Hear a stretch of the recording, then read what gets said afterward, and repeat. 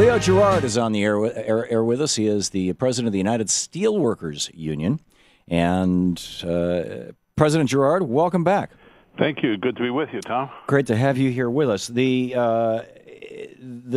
piece of legislation that passed out of the House on Friday to reauthorize the FAA, and this is the first time in, 5 years, 7 years, something like that? In a long time. Yeah, it's been a while. I've got the New York Times article around here someplace. Yeah, it passed out of the House 248 to 169. Almost all Republicans in favor, almost all Democrats against it.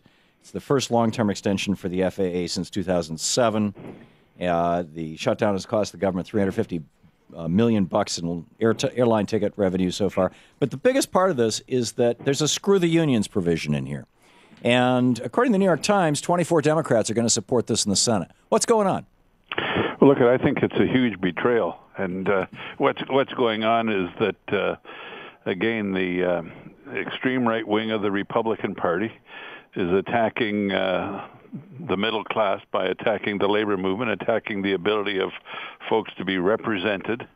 And what they're in fact saying is that they want to go to a system whereby, I'll pick a number so I can make the example, there's 100 employees, and if 75 of them vote, and of that 75, 40 vote for the union, then it's considered that those that didn't vote voted for no union.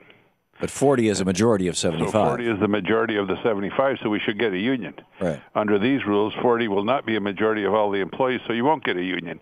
Now imagine if we ran our city councils that way, or if we ran our government that way, if we ran any other democratic institution that way, that you took the people who didn't vote and you gave those as no votes or against the administration or whatever the thing was. Right. And this is simply a rolling back of the ability of workers to be represented. And in particular, in airlines, when people are moving around all the time, aren't necessarily in one workplace, they may not even be on the same routes. Yeah. Now, this piece of legislation that is hitting the Senate today.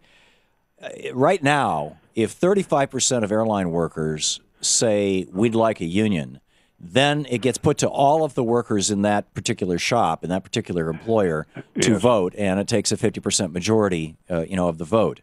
Yes. And but 35% is enough to trigger the vote, and this legislation will raise that threshold up to 50%. Yeah, you need a majority to get the vote, but then you don't need a majority of those voting to win the vote. You need a majority of all employees. So they've made it doubly hard for people to form a union. And again, if you look at what's going on, Tom, in America relative to what's going on in the rest of the world, the rest of industrialized societies, rest of advanced democracies, this stuff is only going on in America, where you're working to make it harder for people to vote in an election, so that you're sort of suppressing votes. You're making it harder for people to be represented so they can get a share of the wealth that they produce, get a say in how their work is going to be done.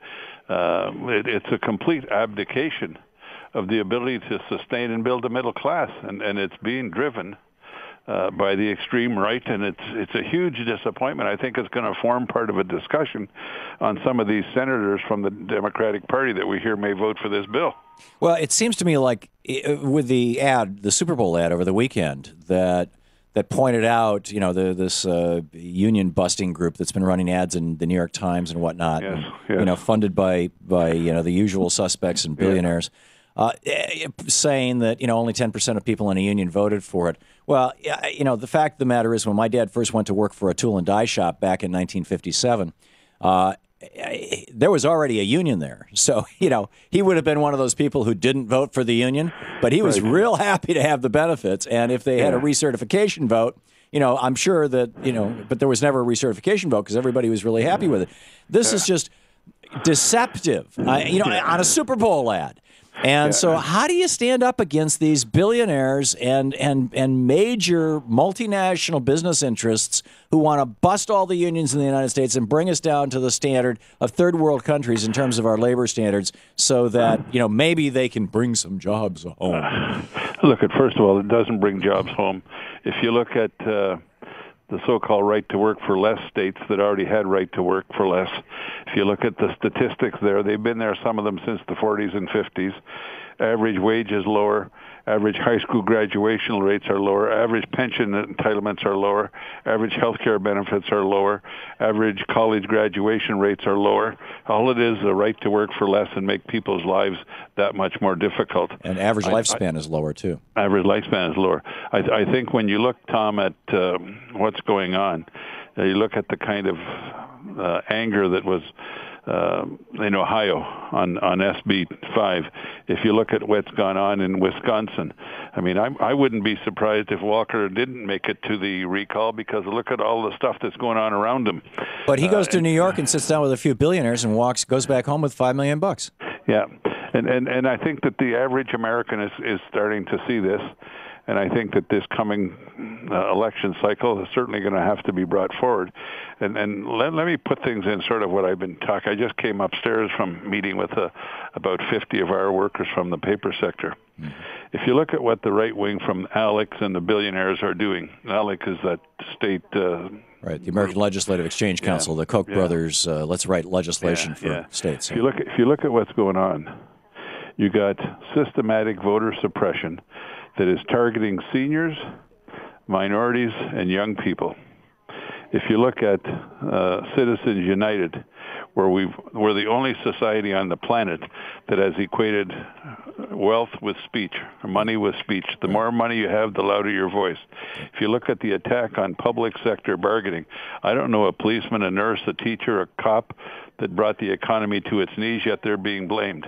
If you look at the right for work less legislation that will make it harder for workers to have collective bargaining strength.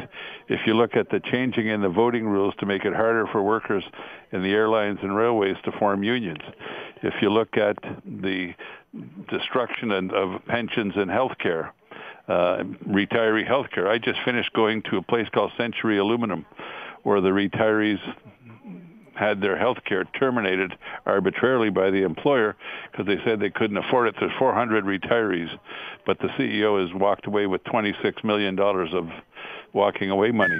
If he'd have walked away with $20 million, they could have paid the retiree health care for the rest of their lives. Yeah. If you look at all those things that are going on, and you end up with the most income inequality that we've had in our adult lifetimes, you and I, how do you get the society back to growing a middle class when this is what you're doing? I think you awaken the people. You can't. And the last thing, Tom, is that manufacturing has gone from 23% down to 9%, and we know that's where real wealth is created. Yeah, and that's our insane trade policies. Leo Gerard, we have about 15 seconds left. What should our listeners do right now? I think our listeners have to start to demonstrate their anger and their outrage, getting after their members of the House and Senate, both at the state level and the federal level, and they've got to get ready to participate, educate themselves, inform themselves, and work like hell to win the next election. There you go. And get involved. Get on the ground. Get involved. Leo Gerard, the United Steelworkers Union, USW.org. Sir, thank you so much for being with us again today. My pleasure. Keep up the great work. Thanks. You too, sir. It's an honor to have you on.